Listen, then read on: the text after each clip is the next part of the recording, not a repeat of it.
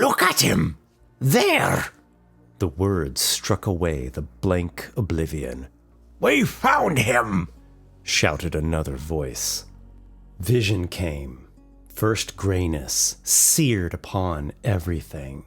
This resolved into ghosted silhouettes. Is he alive? Can you hear me, Vivilith? Colors bled into space. Forms and textures took hold of their proper places. Those speaking were dwarves. He knew it. That drilling, bellowing tongue was somehow familiar.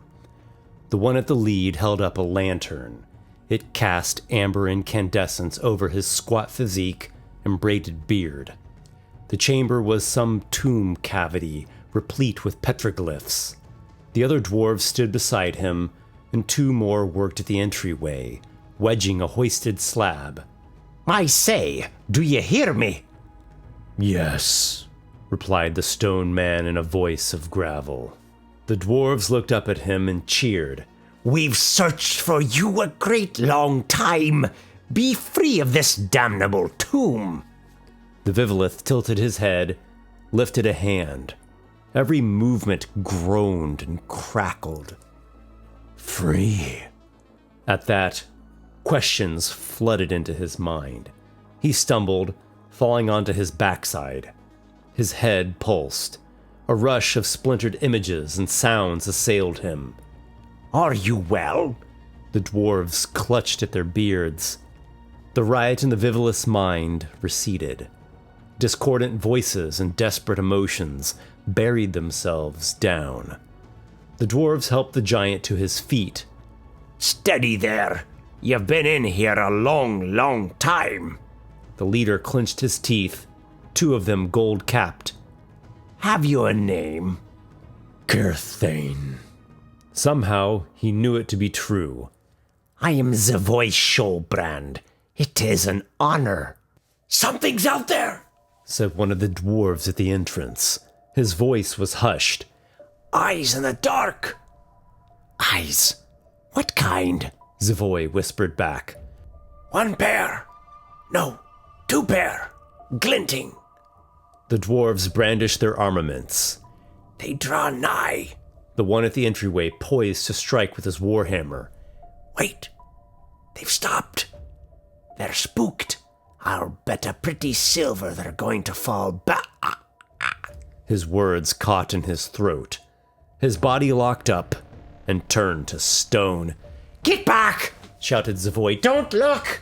The dwarves took positions behind whatever cover the cramped tomb could afford.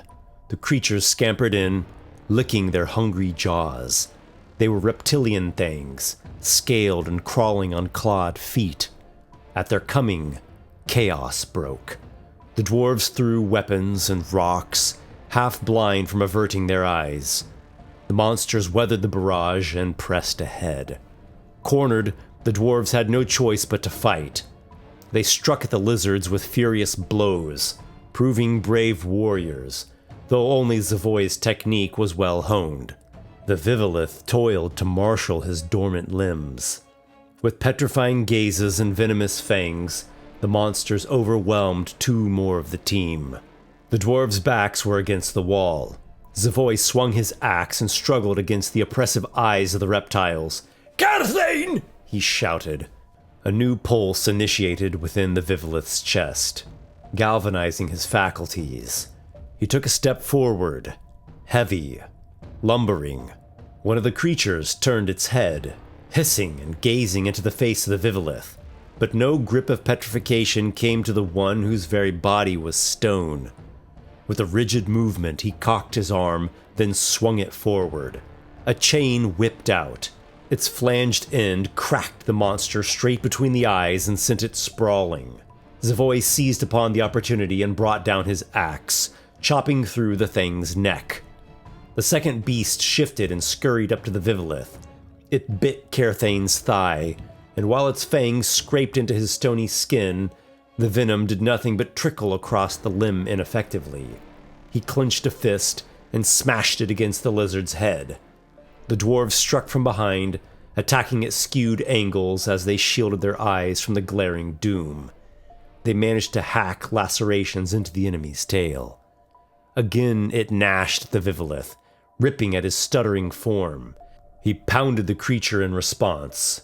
The brutality of his hands flattened the foe, as though a boulder had overrun it. We must quit this place. There could be more of these things. Zavoy's eyes were bloodshot from strain. Can you walk? Yes, said Carthane, in spite of his throbbing wounds. He grabbed up the petrified dwarves. With the statues upon his bladed shoulders, he accompanied the team out of the chamber and through the adjoining tunnels, then exited into the open air. For the first time ever, the sun shined upon him.